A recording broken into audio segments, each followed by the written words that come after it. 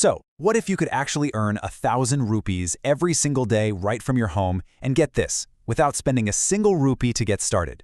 That's exactly what we're going to dig into today. Let's find out if it's really possible. But let's be real. I bet the first question on your mind is this even for real? Or is it just another one of those online pipe dreams? Well, today we're going to break down the actual practical steps you can take to make it happen. 1,000 rupees. That's the magic number, right? That's our goal. So think of this whole thing like a ladder. In this explainer, you and I were going to climb it together, rung by rung, starting right at the very bottom. Okay, the first thing you absolutely need to get is that not all online income is the same. You've basically got two main paths you can go down, and knowing the difference, well, that's the very first step on our ladder. And this table here, it lays it all out perfectly. On one side, you have task-based income. Stuff like filling out surveys or doing tiny online gigs. It's awesome for beginners who just want to earn some quick pocket money. But on the other side, you've got skill-based income, things like writing or graphic design.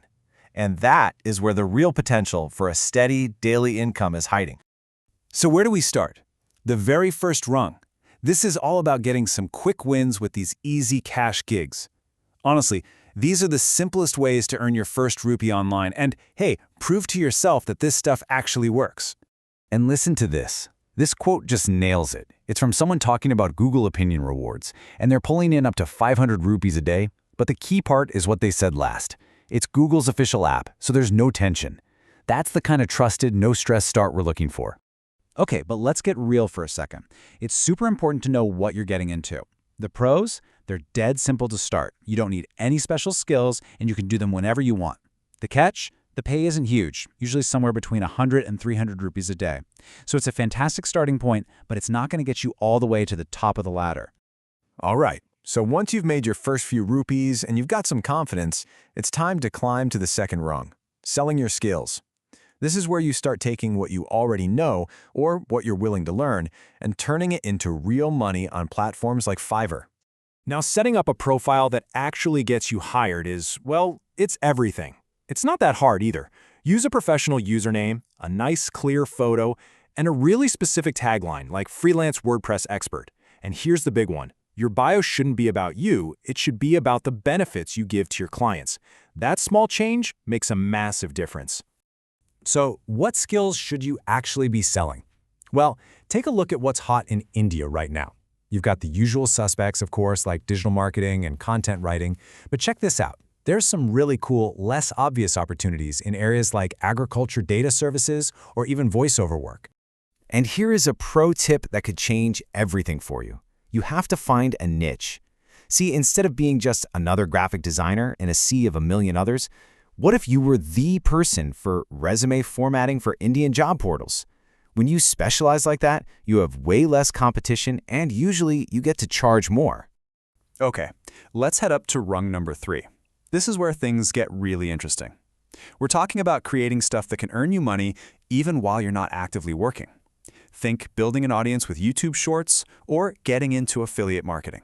So you want to get paid for your YouTube Shorts? Well, here are the hoops you got to jump through. First, you need to hit 1,000 subscribers. Then, you need to get a crazy 10 million views in just 90 days. If you can pull that off, YouTube gives you a 45% cut of the ad revenue they assign to your videos.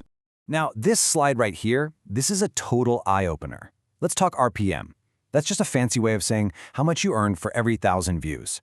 For shorts, you might get just 2.5 to 8 rupees. But look at traditional, long-form videos. That number can just explode. From 80 rupees to over 2,000. It tells you everything. Use shorts to get found, but use long-form videos to get paid. And this chart really brings it to life. See, at 1 million views a month, you're looking at some nice bonus cash. But as you start to scale up to 5 or 10 million views, that bonus suddenly starts looking like a pretty significant income stream all on its own. It's a numbers game, plain and simple. Okay, time to climb to our 4th rung. As your income starts to grow from all these different places, you stop being a hobbyist and you become a professional. And being a pro means you've got to handle the business side of things. Yeah, I'm talking about taxes. In India, freelancers basically get to pick from 2 different tax menus. The old regime is like the a la carte option. You pay a little more up front, but you can pick and choose all these deductions for investments and things. The new regime is like a set menu. It's simpler, with lower rates, but you can't subtract most of your expenses. Which one's better really depends on your own financial situation. Now hold on, because for a lot of you, there's this fantastic shortcut called presumptive taxation. The idea is brilliant. Instead of tracking every single little expense, the government just says, look, we'll assume half of what you made is your profit. Just pay tax on that and we're good. It's a massive time saver. But, and this is a really big but, this amazing shortcut isn't for everyone. As you can see, it's really meant for specified professionals like lawyers, doctors, or engineers. If you're a content writer or a digital marketer, you generally can't use it. And getting this right is super important, because you definitely don't want to mess with the tax department. We've climbed the whole ladder, from the easiest tasks all the way to being a pro freelancer. So for our final step, let's pull all this knowledge together into a dead simple 30-day action plan to actually get you earning. Here's how you can map out your first month. Week 1, you're just getting your feet wet. Learn a basic skill and earn your first 100 to 200 rupees a day from microtasks. This is all about building confidence. By week 2, you're already in the game, applying for your first freelance gigs. And see how it builds? By week 4, you're combining everything we've talked about to push for that 1,000 rupee a day goal. It's a clear step-by-step roadmap. So there you have it. We've walked through the entire plan, from the very first rung all the way to the top. The knowledge is here, the path is clear. Your online journey literally starts right now. So the only real question left is, what's your first move going to be?